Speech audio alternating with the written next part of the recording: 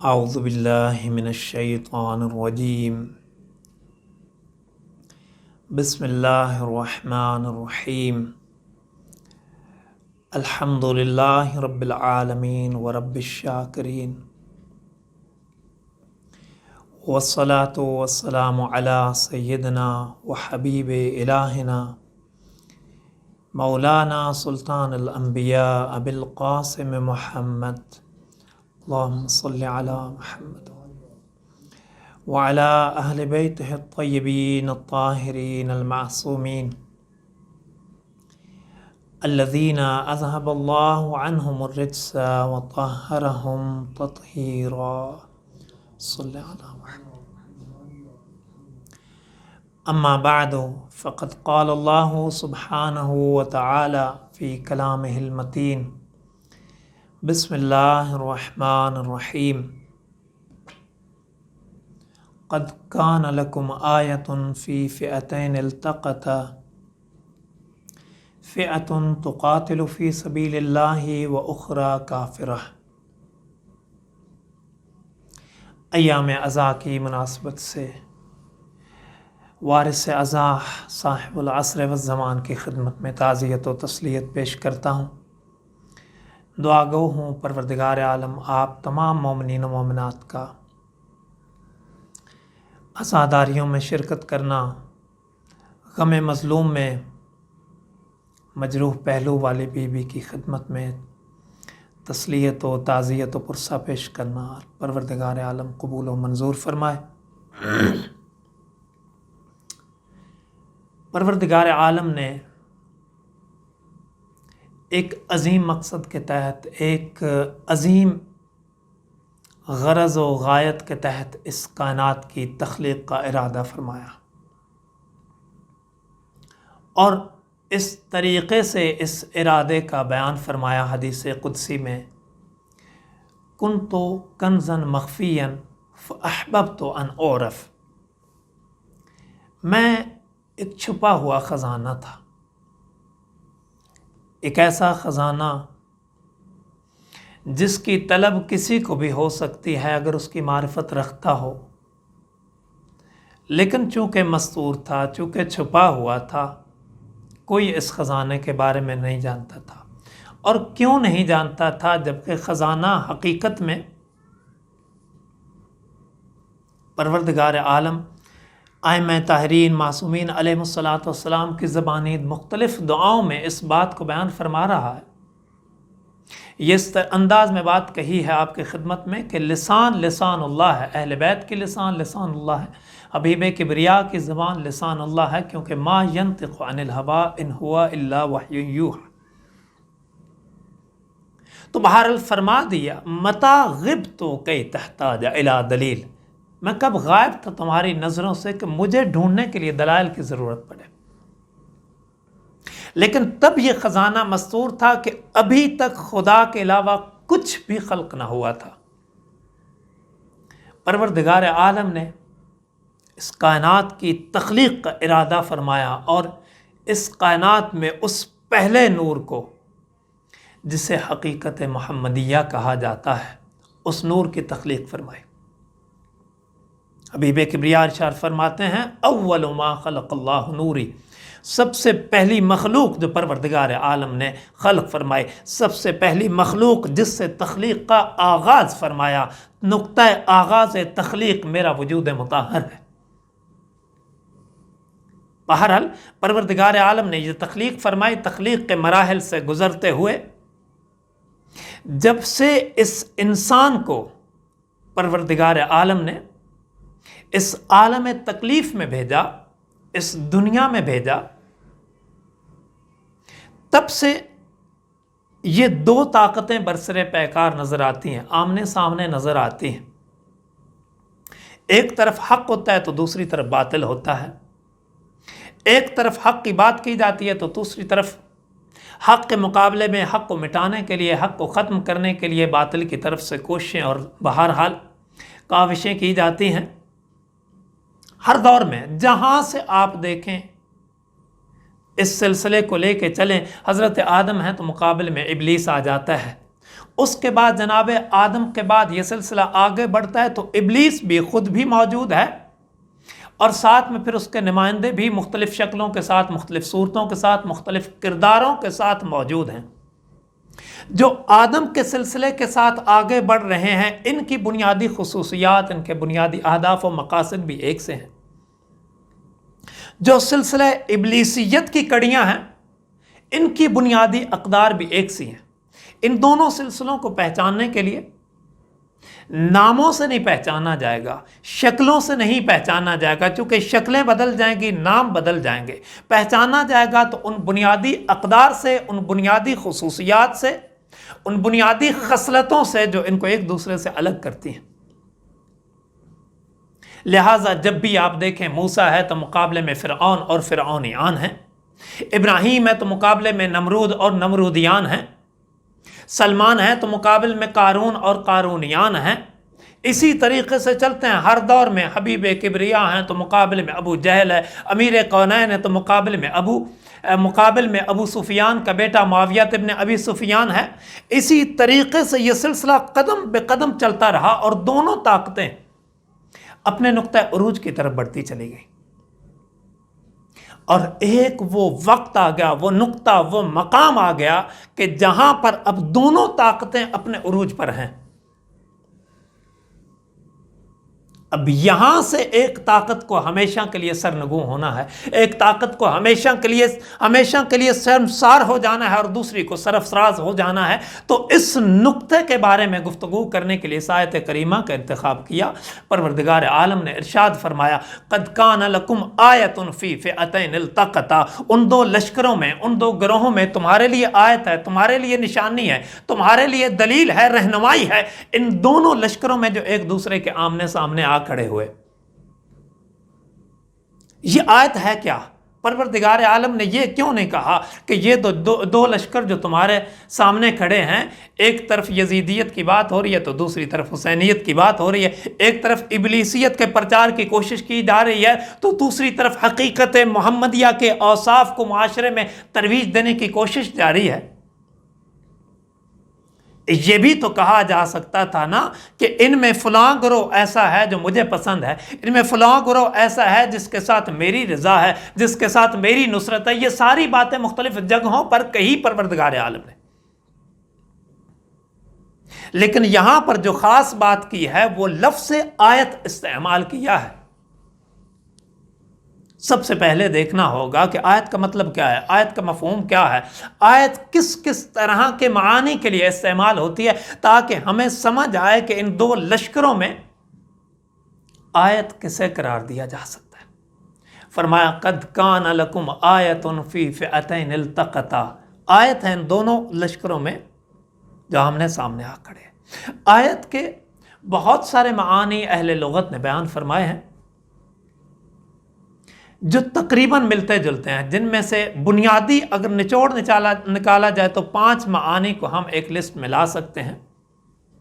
آیت کے معنی کو طور پر بیان کیا، آیت کا مطلب ہے معجزہ، آیت کا مطلب ہے نشانی، آیت کا مطلب ہے آیت قرآن کا چند جملے جو خاص ایک معنی کے حوالے سے قرآن کا ایک خاص حصہ جسے ہم ایک آیت کے نام سے جانتے ہیں۔ آیت کا نام ہے، آیت کا مطلب ہے عبرت، عبرت ہے تمہارے لیے، تم یہاں سے اپنی راہوں کو سنوار سکتے ہو، اپنی راہوں کا تعین کر سکتے ہو۔ بہرحال مختلف معانی بیان کیے گئے، لیکن ان سارے کے سارے معانی کا اگر نچوڑ نکالا جائے، ان سارے کے سارے معانی کو اگر ایک نقطے پر متمرکز کر کے دیکھا جائے تو آیت کا مطلب یہ نکلتا ہے کہ ایسے اسباب جو تمہیں رہنمائی کر سکتے ہیں، تمہاری رہبر بن سکتے ہیں، ہادی بن سکتے ہیں، قائد بن سکتے ہیں پروردگار عالم کی راہ پر آگے بڑھنے کے لیے، تمہارے لیے مشعل ہدایت بن سکتے ہیں۔ اب اس بات کو احادیث کے تناظر میں اگر دیکھیں تو مختلف احادیث میں حبیب کبریا نے بڑے وضاحت کے ساتھ اس بات کو بیان کر دیا۔ وہ آیت کون ہے اس پر تو انشاءاللہ تفصیل سے بات ہوگی کہ 2 لشکر ہیں، دونوں میں سے آیت کون ہے، لیکن ایک بات سمجھ آ گئی کہ خدا کی طرف ہدایت کے حوالے سے پروردگار عالم اشارہ فرما رہا ہے کہ ایک آیات وہ ہیں جو قرآن میں ہیں، جن کو تم قرآن صامت کے نام سے جانتے ہو، دوسری آیات وہ ہیں جو بولتا قرآن ہیں، جن کے کردار کے سانچے میں ڈھلنا ہے اس قرآن کی آیات کو۔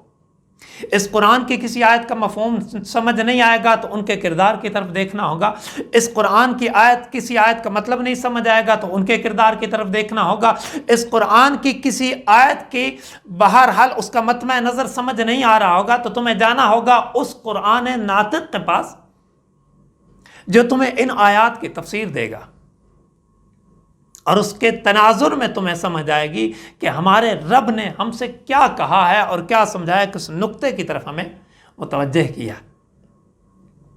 تو انشاءاللہ اس عشرہ محرم میں اسی تناظر میں بات آگے بڑھے گی کہ آیات قرآنیہ پروردگار عالم نے کس کس کو آیت کہا ہے، آیات قرآنیہ کے تناظر میں قرآن کا کیا تصور ہمارے سامنے پیش ہوتا ہے، آیت قرآنیہ کے تناظر میں کربلا کے حوالے سے، یعنی ان آیات تکوینیہ، ان آیات قرآن ناطق کے حوالے سے ہماری ذمہ داریاں اور وظائف کیا بنتے ہیں۔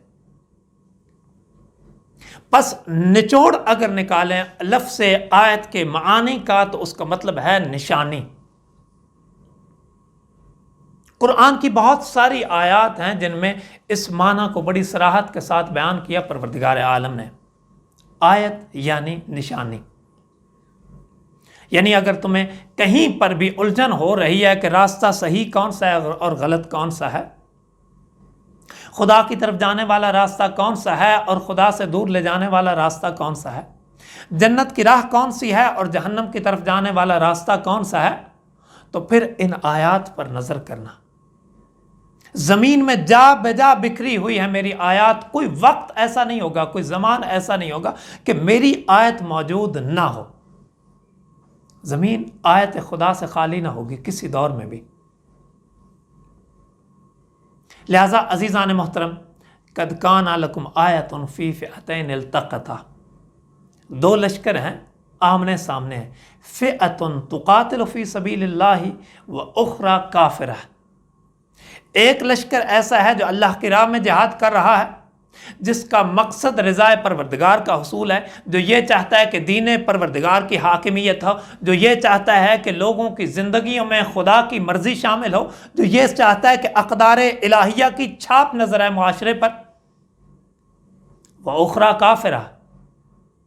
اور دوسرا لشکر، دوسرا گروہ جو اس کے مقابل آ کھڑا ہوا ہے، یہ کفر کی راہ پر ہے، یہ چاہتا ہے کہ لوگوں کی زندگیاں کفر سے آلودہ ہو جائیں، یہ چاہتا ہے کہ لوگوں کی زندگیاں شرک سے آلودہ ہو جائیں، میں یوں کیوں نہ کہوں کہ یہ چاہتا یہ ہے کہ لوگ بد کردار ہو جائیں، یہ چاہتا ہے لوگ شراب خوار ہو جائیں، یہ چاہتا ہے کہ لوگ جھوٹ کی راہوں کو اپنا لیں، یہ چاہتا یہ ہے کہ اسلام کے نام پہ لوگوں کی زندگیوں میں بس کفر و شرک و الحاد اور بد کرداری باقی رہ جائے۔ بس یہاں سے ایک بات تو سمجھ آ گئی کہ دونوں کی جنگ اپنے مقاصد کی ترویج کی جنگ ہے۔ دعوت آپ کو بھی ہے، ہمیں بھی ہے، وہ بھی دعوت دے رہے ہیں جو کفر کی راہ کی طرف بلا رہے ہیں، جو کفر کی راہ پر ہمیں چلانا چاہتے ہیں، جو کفر کی ترویج چاہتے ہیں، وہ بھی ہمیں دعوت دے رہے ہیں، اور اپنی دعوت کے لیے مختلف طرح کے ان کے پاس لالچ بھی موجود ہیں، حیل و حجت بھی موجود ہیں، بہانے بھی موجود ہیں، دنیا کے خوف بھی موجود ہیں، وہ بھی ہمیں پکار ہیں، اور ان کے مقابلے میں ایک دوسری دعوت ہے، اور کتنی صادقانہ دعوت ہے۔ جو پکار رہے ہیں، کہتے ہیں سعادت ابدی کو حاصل کرنا ہے تو ہمارے ساتھ شامل ہو جاؤ، خدا کی بارگاہ میں سرخرو ہونا ہے تو ہمارے ساتھ شامل ہو جاؤ، اپنی دنیا و آخرت کی زندگی میں سرخروئی چاہتے ہو تو ہمارا ساتھ دو۔ لیکن ایک فرق یہاں نظر آ جاتا ہے، جو کفر کی راہ میں بلاتے ہیں وہ موت سے ڈرا رہے ہیں، ہمارے ساتھ نہ ہوگے تو مارے جاؤ گے، ہمارے ساتھ نہ ہوگے تو تہے تیگ کر دیے جاؤ گے۔ ہمارے ساتھ نہ آؤ گے تو خود بھی ذبح ہو جاؤ گے. تمہارے ساتھ جڑے ہوئے ہر شخص کو، تمہارے بھائیوں کو، تمہارے بھتیجوں کو، تمہارے بچوں تک کو ذبح کر دیا جائے گا. لیکن جو خدا کی طرف بلا رہے ہیں ان کا اعلان ہی یہ ہے کہ ہمارے ساتھ شامل ہونا ہے تو موت کو شہد سے زیادہ میٹھا سمجھ کے پینے کی ہمت پیدا کرنی ہوگی اپنے اندر. اگر دنیا کے چھن جانے کا خوف ہے تو تو ہمارے ساتھ نہیں چل سکتا. اگر سانسوں کے سلسلے کے ٹوٹ جانے کا خوف ہے تو ہمارے ساتھ نہ چل پاؤ گے. ہمارے ساتھ چلنا ہے جہاں پر تمہیں اس کائنات کے تمام گواہر حقیقیہ، جواہر حقیقیہ کی طرف لے جایا جائے گا. سب کچھ پانے کی طلب ہے تو سب کچھ کھونے کا حوصلہ لے کر آنا ہوگا. اور تاریخ یہ بتاتی ہے کہ تھے کم جو ساتھ شامل ہوئے جن میں یہ حوصلہ نظر آیا، لیکن جتنے بھی تھے نا وہ غیر مشروط طور پر سید الشہداء کے ساتھ تھے. ان کے اندر تو حتیٰ جنت تک کی طلب نہ تھی. کیوں؟ اگر جنت کی طلب ہوتی نا، اور صرف جنت کی طلب کے لیے، تو جب شب عاشور کہا نا کہ چلے جاؤ تمہاری جنت کی ضمانت لیتا ہوں، تب چلے گئے ہوتے کہ اب تو جنت تو مل رہی ہے نا. نہیں، ان کے اندر اگر طلب تھی تو بس اس بات کی کہ رضائے پروردگار کے حصول کے لیے اگر سانس کا سلسلہ آگے بڑھنا ہے تو آپ کے ساتھ، اور اگر آپ کے ساتھ نہیں تو پھر ہمیں زندگی کی ضرورت نہیں ہے. ایک اطاعت مطلق کیا ہمارے اندر ہے؟ کیا ہم مطیع محض ہیں؟ یہیں پر کمی چھوٹی، یہیں پر دھوکہ کھایا ہم نے، یہیں پر بھٹکے ہم. اس ایک نقطے پر توجہ نہیں دی، اس ایک نقطے کو سمجھنے کی کوشش نہ کی ہم نے. لیکن جو یہاں پر تھے نا ان کے اندر یہ سب سے پہلی کوالٹی تھی جس کی بنیاد پر انہیں انتخاب کیا. آج دل یوں چاہتا ہے کہ سلسلہ شہادت میں اس سب سے پہلے شہید کے حوالے سے کچھ عرائض آپ کی خدمت میں پیش کروں. جناب مسلم ابن عقیل سید الشہداء مکہ میں تشریف فرما ہے. بلایا مسلم کو. مسلم، کوفیوں کے خط آ رہے ہیں،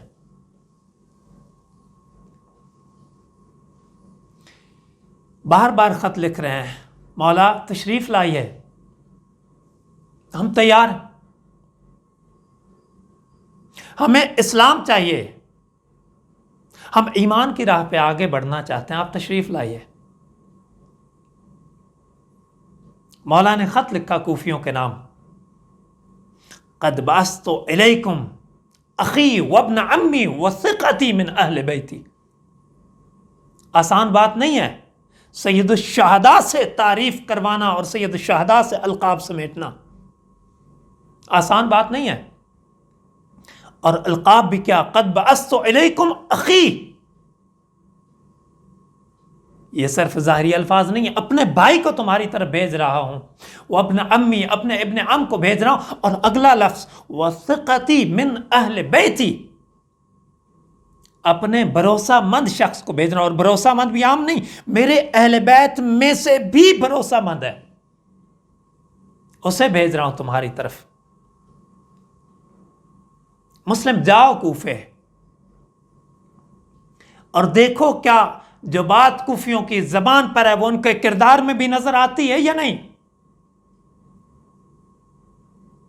عزیزان محترم، ہمارے لیے لمحہ فکریہ ہے. جو بات ہماری زبانوں پر ہے، جو بات ہماری زبانیں ہر روز، ہر دن، ہر پل کر رہی ہیں، یا حسین یا حسین کہہ رہے ہیں، لبیک یا حسین کہہ رہے ہیں، کیا واقعا ہمارے کردار کے اندر یہ بات موجود ہے؟ ایک پل کو بھی جناب مسلم نے حیل و حجت سے کام نہیں لیا،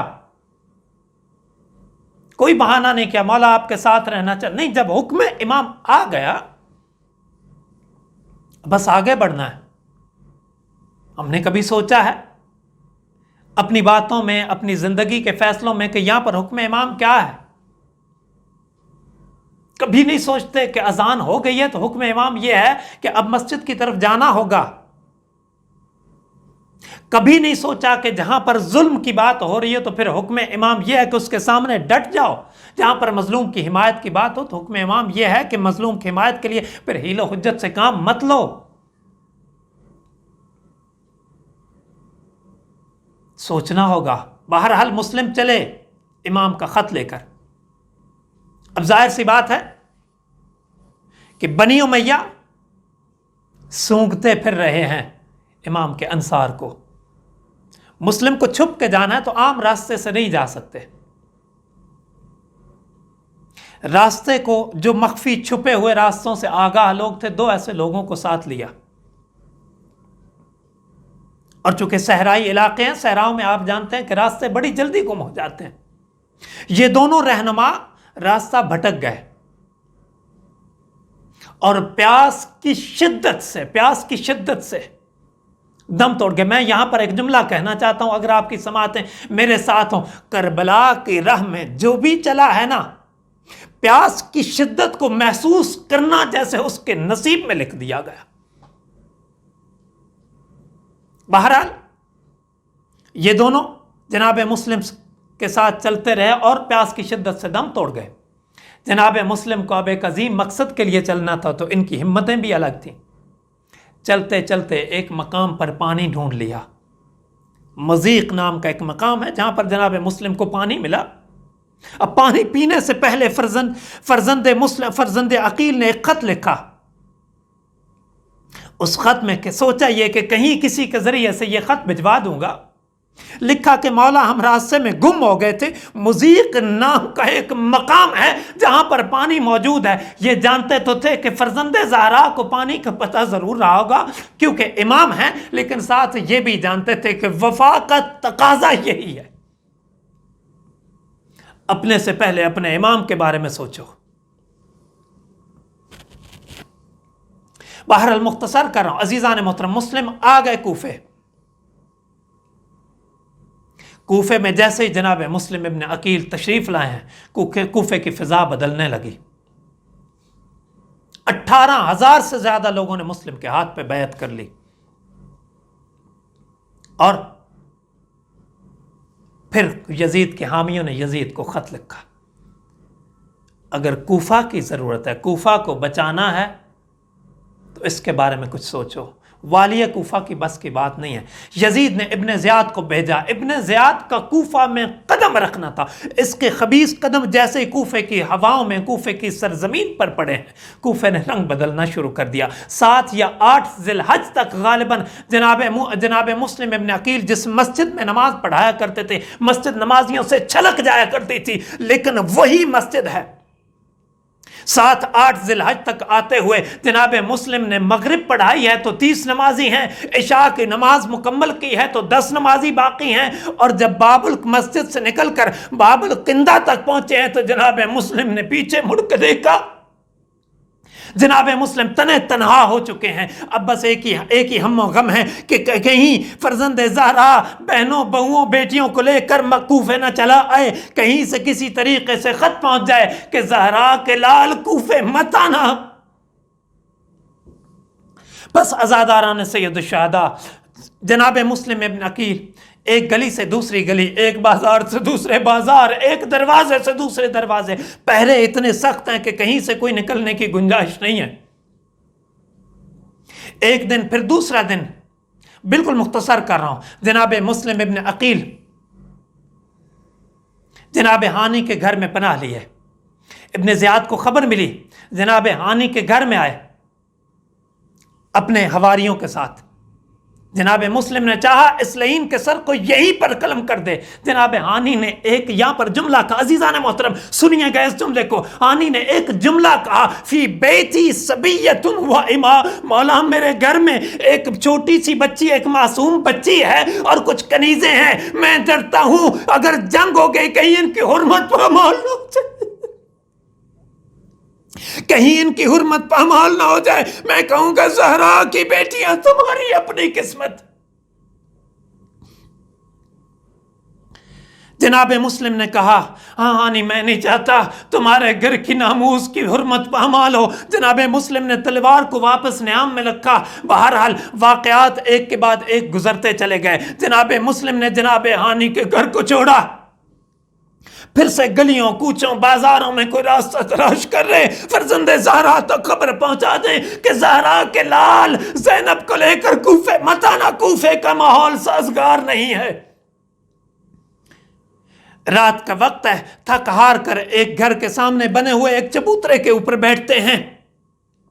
تھوڑی دیر بعد ایک ضعیفہ طوا نام تاریخ نے لکھا ہے اس کا، ایک ضعیفہ نکلتی ہے، دیکھتی ہے کہ چبوترے پر کوئی بیٹھا ہے، پوچھتی ہے کیوں بیٹھے ہو؟ کہتے ہیں کہ مسافر ہوں، پیاس لگی ہے، یہ پانی پلاتی ہے۔ کہتی ہے اپنے گھر چلے جاؤ، کوفے کا ماحول ٹھیک نہیں ہے، مسلم ابن عقیل کوفہ آئے ہوئے ہیں، کہیں تمہیں پریشان نہ کریں۔ تھوڑی دیر بعد پھر جب نکلتی ہے دیکھتی ہے کہ مسلم ابھی تک بیٹھے ہوئے۔ کہتے ہیں کہ میں ایک بیوہ خاتون ہوں، میں نہیں چاہتی کہ میرے دروازے پر کوئی اجنبی بیٹھا رہے، کوئی اجنبی بیٹھا ہو میری ناموس پر حرف آ سکتا ہے، میں چاہتی ہوں تم جلدی سے یہاں سے اپنے گھر چلا جاؤ۔ جناب مسلم کہتے ہیں جس کا کوفے میں کوئی گھر نہ ہو وہ کہاں جائے؟ یہ کہتی ہے کہاں سے آئے ہو؟ کہتے ہیں مسلم فرماتے ہیں مدینہ۔ پوچھا کون ہو؟ مسلم ابن عقیل۔ بہرحال عزیزان محترم، یہ اہل بیت کی چاہنے والی تھی، اس کے دل میں محبت رسول کا نور موجود تھا، بڑے احترام کے ساتھ 10 بستہ اپنے گھر میں لے کے آتی ہے۔ بہرحال کھانا تو کیا کھانا تھا، اس نے بستر لگا کے دیا، نیند کہاں آنی تھی۔ جناب مسلم مصلی عبادت پہ تشریف فرما ہے۔ رات کے پچھلے پہر اچانک بے چین ہو کر جناب مسلم اٹھ، بہرحال اس طریقے سے جیسے بڑی شدت سے جناب مسلم روئے ہوں۔ اب ظاہر سی بات ہے کہ اپنی جان کے ڈر سے تو نہ رو رہے تھے، ایک طرف موت کی خبر مل گئی ہے خواب میں جناب مسلم، دوسری طرف اس بات کا ڈر ہے کہ ابھی تک حسین کو میں نے خبر نہیں پہنچائی، ابھی تک وہ پیغام جو حسین کے قدموں کو کوفہ کی طرف آنے سے روک سکتا تھا، وہ پیغام جو زینب کی چادر کو لٹنے سے بچا سکتا تھا، ابھی تک وہ پیغام پہنچ نہ پایا۔ بہرحال طوا کے گھر کی حرمت کو بچانے کے لیے جناب مسلم وہاں سے نکلتے ہیں۔ مختصر کر رہا ہوں، جناب مسلم کو گرفتار کیا، دربار ابن زیاد میں لائے، لیکن جناب مسلم کے وجود میں بے شک زخموں سے چور وجود میں کہیں پر کوئی جگہ باقی نہیں جہاں پر کوئی اور زخم لگ سکے، لیکن سینہ فخر سے تنا ہوا ہے، سر جناب مسلم کا بلند ہے۔ یہی دربار ہے جناب مسلم، یہاں پر جہاں پر سینہ تانے فخر سے سر بلند کیے آئے ہیں، اسی دربار میں جب سید سجاد تشریف لائے تھے نا، حسین کا لال سید سجاد بیمار کربلا جب اسی دربار میں آیا تھا، سر جھکا ہوا تھا، کسی نے کہا مولا میں نے دیکھا تھا آپ کے چچا اسی دربار میں آئے تھے، سر فخر سے بلند تھا، آپ کا سر جھکا ہوا کیوں ہے؟ کہا ذرا انصاف تو کر، مسلم آئے تھے اس کے ساتھ بہنیں اور پھوپھیاں نہ تھی، میں جب بھی سر اٹھاتا ہوں مجھے کبھی زینب ننگے سر نظر آتی ہے، کبھی ام کلثوم کا سر ننگا نظر آتا ہے، کبھی مجھے سکینہ کے گالوں پہ تماچوں کے نشان۔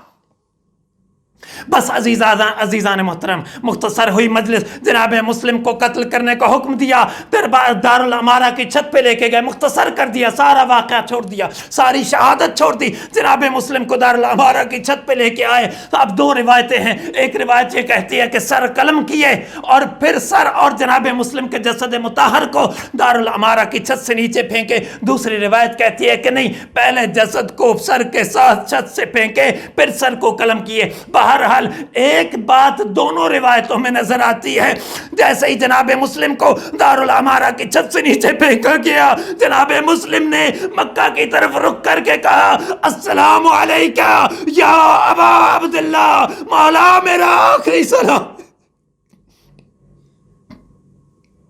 ہوا کے دوش پہ جناب مسلم کا سلام سفر کرتے ہوئے سید شہداء کے پاک سماعتوں تک پہنچا۔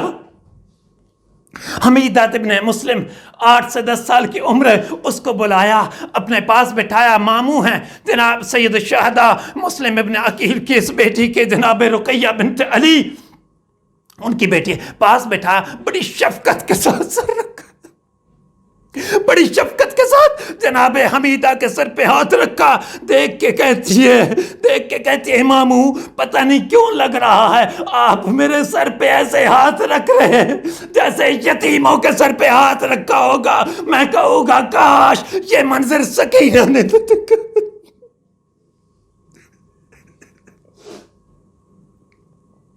کاش سکینہ نے یہ منظر نہ دیکھا ہو، کیونکہ معصوم 4 سال کی بچی کے ذہن میں یہ سوچ سما جائے گی جب کوئی یتیم ہو جاتا ہے نا تو شفقت سے اس کے سر پہ ہاتھ رکھا جاتا ہے۔ آئے سکینہ، 10 محرم کربلا کا میدان، ایک ہاتھ سر پہ آتا ہے، پتہ نہیں کیسی شفقت تھی، سکینہ کے پاؤں زمین سے بلند ہو جاتے ہیں۔